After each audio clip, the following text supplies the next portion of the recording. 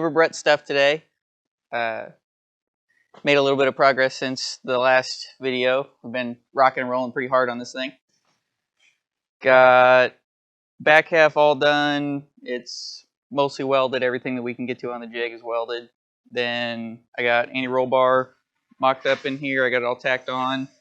ARB itself is welded. Just got to weld like the cups on and stuff. All the extra stuff we put on for 4-link braces, that's all done. Double frame rails done. Then we did a titanium drive shaft enclosure.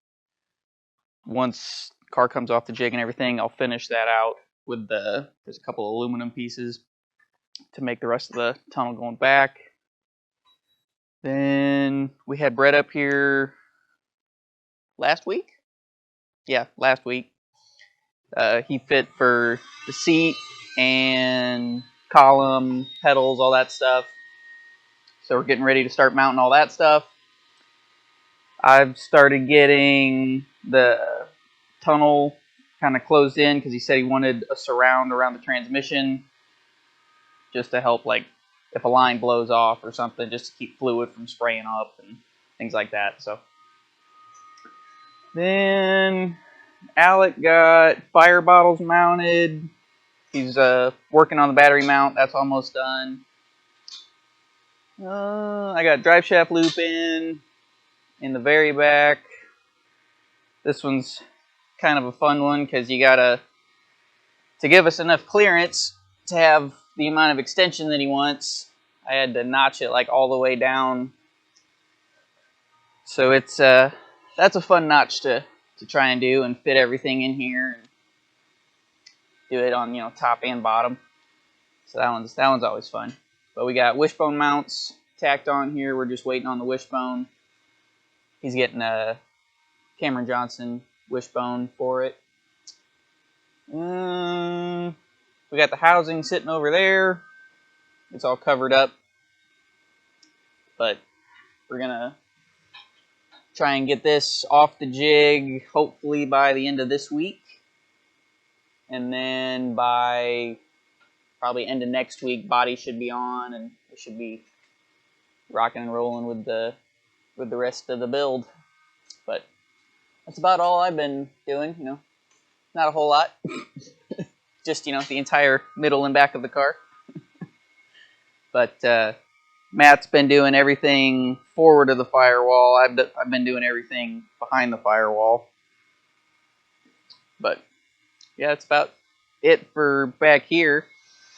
But if you want to pass it off to him and he can tell you what he's been working on the front of the car. So, like Mark was talking about, he's been working basically here back. I've been working here forward. So I'm going to kind of start at the firewall. So the whole idea was to try and keep the turbo kit and headers all in the same place and keep it in the same orientation. That way he can basically take the setup and rock with it. He can go, because they're trying to, or he's wanting it back end of this month, which is in like 2.5 weeks, which is today's like July something, mid-July, 10th, I think. So he wants it back end of this month. That way they can try and get it together for FL2K, which is October 1st, I believe, that weekend. So we've been rocking and rolling it, trying to work around what he has been a little challenging just with front suspension components because we're going to a full strut front end. Having that configuration versus the stock suspension just creates its own kind of challenges. Like lower control arms here are really close to this header, so I've done it on that side. Everything's done, tacked. This side I still need to do. But just some challenges, like this mid-plate mount is actually at the firewall of the shell that's sitting over there, so he wanted to keep the same mid-plate location and crank center line. We did drop it down 1/2 inch in the front, just to kind of help with how the car acts, being that it's a full chassis car now. So I got mid-plate set where he wanted it. Transmission mount is done. Mid-plate needs trim still, but it's ready to go. He has his lockup spacer in there. Let's see. So motors mounted, and working forward was the front motor mount. So he originally had a small aluminum plate here that ended, I believe, right where the stock frame rails were. So I just remade the front motor plate. That way it kind of flowed with the chassis a little bit better.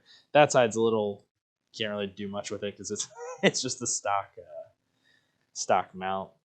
So that, I believe, is the frame rails are like right here. So it'd be easy if it was, a normal car. So like I said, over here, the suspension components are all mocked up. You can tell, like, this is what I was talking about, like clearance problems, just because we're trying to work around those headers. So his turbo kit, and Alec will probably put a picture in here, but his turbo kit comes forward, and turbo sits about right here. So a little bit of some challenges. I'm gonna have to actually mock up this again to make sure this clears it, all the suspension travels up and down. But struts are set. Does have 1 inch of setback on that side, which we had the rack mounted a little bit further forward, but the rack's a little bit wider, so it had some clearance issues with this lower control arm, so I had to move it back a little bit.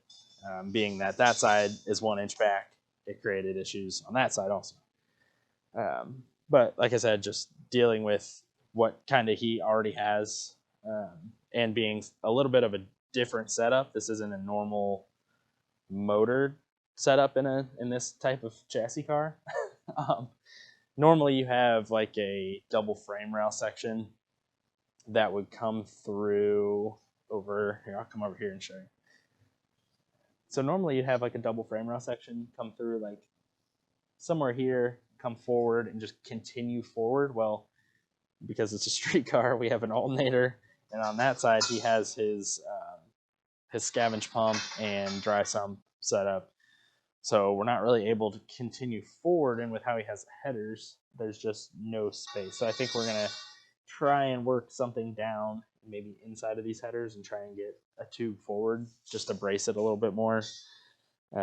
Once we get front wheels, we will have a bar going from here down to tie that together, but I would still like some type of bar in here going forward to tie it all together. But other than that, the front end's been pretty basic. It's nothing crazy. It's just working around with what he's got and trying to make it as light as possible without, overbuilding it and adding a ton of weight. I think that's about it. Mark covered the back section. I think he's going to work on getting seats mounted today, and hopefully he can come off the jig and be ready to go.